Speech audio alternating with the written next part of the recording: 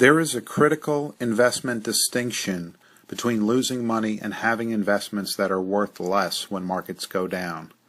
Risk of loss versus risk of volatility.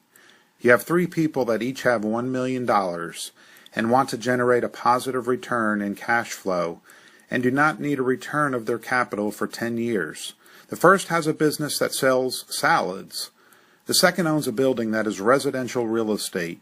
And the final owns a tremendously diversified portfolio of worldwide equities, REITs, bonds, and other investments. A recession happens. Please tell me which of the following loses their money. The salad business. The FDA comes out with data that shows salads kill people. What happens to their business? It is nearly a total loss, except maybe the equipment. 2. The rental real estate building has been rezoned for commercial business only, and the building needs to be retrofit for $300,000, and the investor does not have it.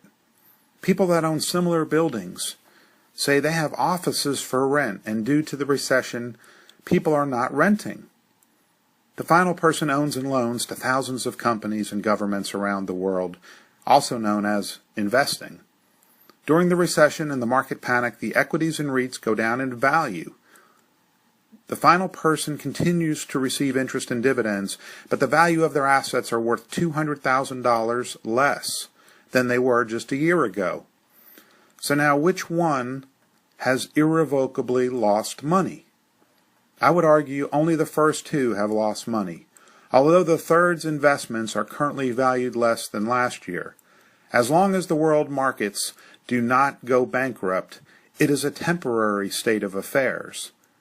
He or she will continue to receive dividends and interest, and most likely the investments will come back. They'll cycle back to the upside if all investments are continued to be held.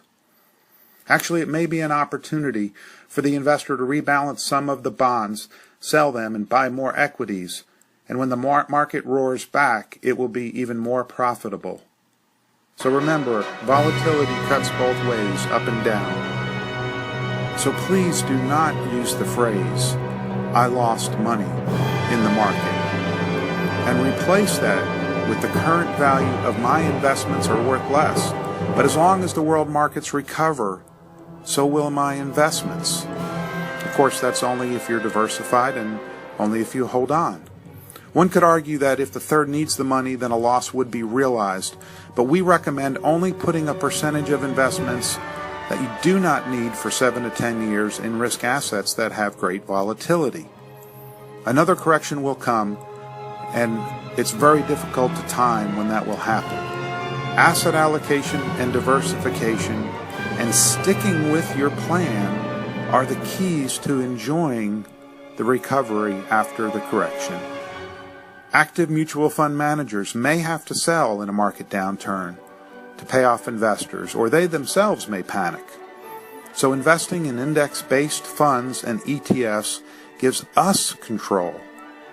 I'm Kevin Gormley, a CPA that does financial planning. Please understand, volatility is a part of investing. You can lose money in investments, but if you fully diversify and the markets come back, it will be just a painful memory. Thank you.